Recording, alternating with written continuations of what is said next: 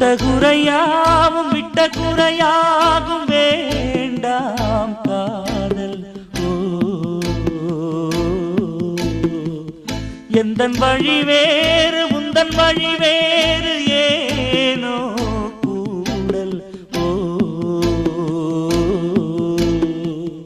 உன்னுடைய வரவை எண்ணி உள்ளவரை காத்திருப்பேன்.